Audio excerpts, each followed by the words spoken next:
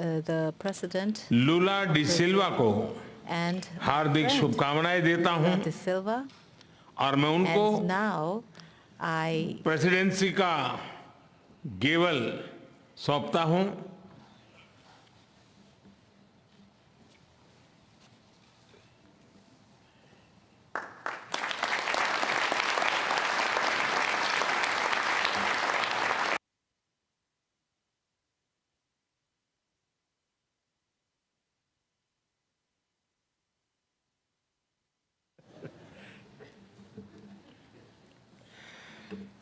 मैं राष्ट्रपति लूला को इस अवसर पर अपने विचार साझा करने के लिए आमंत्रित करता हूं। Bem, primeiro, gostaria de dizer às autoridades aqui presentes, suas altezas, aos presidentes, aos primeiros ministros, de que a natureza, ela continua dando demonstração de que nós precisamos cuidar dela com muito mais carinho. Essa semana, tenderness. This week, 3 days ago, in Brazil, a cyclone in the state of Rio Grande do Sul. We had never had a cyclone there, but the cyclone killed 46 people. And we have almost 50 people missing. And this draws our attention because phenomena such as these have been taking place in all different locations on our planet. Well, first I would like to congratulate Prime Minister Narendra Modi for the efficient leading of the Indian presidency of the G20 and for the excellent work done in preparing this summit, and also with all the care that he and they gave us in these days that we spent with you. I thank India for its efforts to give voice, for giving voice to the topics of interest to emerging economies. So I would also like to give my salute to our friend, the representative of the African Union, who is a member of G20. Como uma das principais instâncias de governança global na esteira de uma crise que abalou a economia mundial. Nossa atuação conjunta nos permitiu enfrentar os momentos mais críticos, mas foi insuficiente para corrigir. And this was not sufficient to correct the structural defects of neoliberalism. The global financial architecture has changed little, and the foundations of a new economic governance have not been laid. New emergencies emerged. Challenges have accumulated and worsened. We are living in a world where wealth is more concentrated, in which millions of human beings still go hungry, where sustainable development is always threatened, in which governance institutions still reflect the reality of the middle of the last century. We will only be able to face all these problems if we address the issue of inequality of income, access to health care, education, food, gender, and race, and also of representation is at the origin of all these anomalies. If we want to make a difference, we have to place reducing inequalities at the core of the international agenda. Therefore, the Brazilian presidency of the G20 has 3 priorities. The first one is social inclusion and fight against hunger, energy transition, and sustainable development in its 3 aspects: the vector social, the economic, and environmental vector. And thirdly, the reform of global governance institutions. All these priorities are part of the Brazilian presidency motto, which says, building a fair world and a sustainable planet. Two task forces will be created: the Global Alliance Against Hunger and Poverty and the Global Mobilization Against Climate Change. We need to redouble our efforts to achieve the goal of ending world hunger by 2030. Otherwise, we will be facing the biggest multilateral failure in recent years. Acting to fight climate change requires political will and determination from the rulers, as well as resources and technology transfer. We want greater participation of the emerging countries in the decision-making process of the World Bank and the International Monetary Fund. The unbearable foreign debt of the poorest countries needs to be addressed. The WTO must be revitalized and its dispute settlement system must start working again. To regain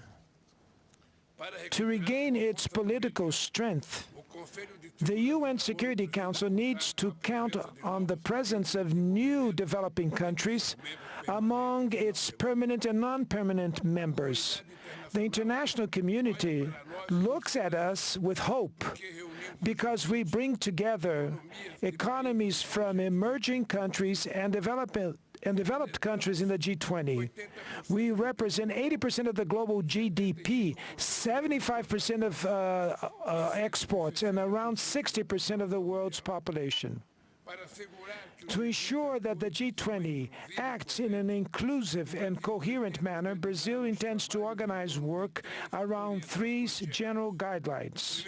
First, we will make the political and financial paths work in coordination and in a more integrated way. There's no point in agreeing on the best public policy if we do not allocate the necessary resources for its implementation. Second, we have to listen to civil society.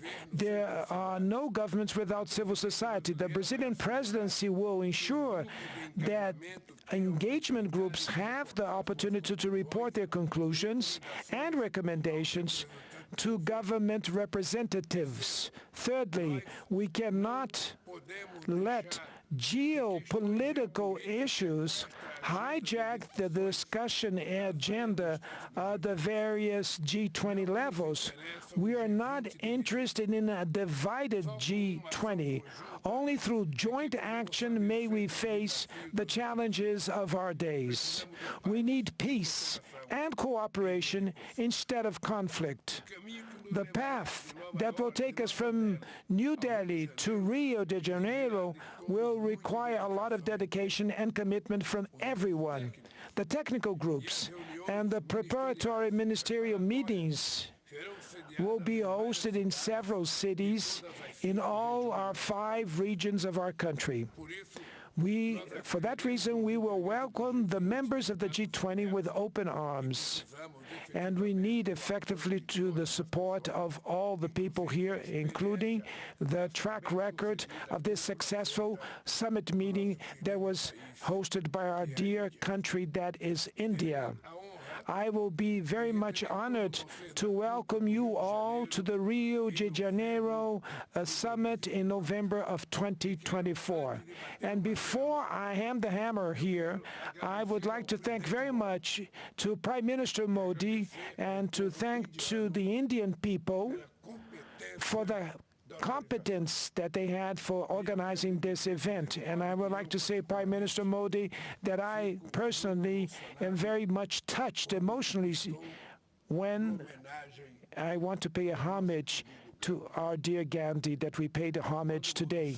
Everybody knows that in my political life, Mahatma Gandhi has great meaning because the struggle with nonviolence was a role model that I followed for many decades when I was in the labor movement. And that's why I'm very much touched and emotional and I'd like to thank you for the opportunity to pay this homage that we did today.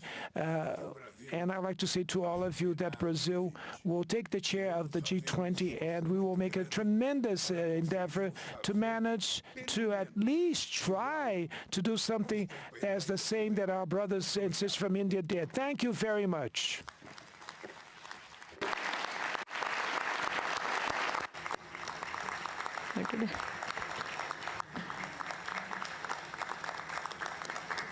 Your Highnesses, Excellencies, जैसा आप सब जानते हैं, भारत के पास नवंबर तक G20 presidency की भी जिम्मेदारी है।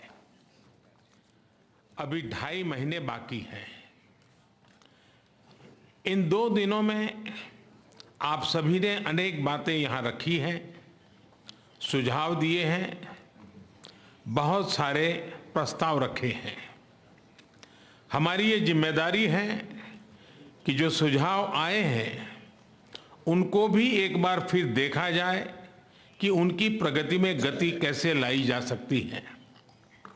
मेरा प्रस्ताव है कि हम नवंबर के अंत में G20 का एक वर्चुअल सेशन और रखें। उस सेशन में हम इस समिट के दौरान तय विषयों की समीक्षा कर सकते हैं। इन सब की डिटेल्स हमारी टीम आप सभी के साथ शेयर करेगी। मैं उम्मीद करता हूं कि आप सब इससे जुड़ेंगे। योर हाइनेसेस, एक्सेलेंसीज, इसी के साथ मैं G20 समिट के समापन की घोषणा करता हूं। One earth, one family, one future का रोड मैप सुखद हो। स्वस्ति अस्तु विश्वस्य, यानी संपूर्ण विश्व में आशा और शांति का संचार हो। 140 करोड़ भारतीयों की इसी मंगल कामना के साथ आप सभी का बहुत बहुत धन्यवाद।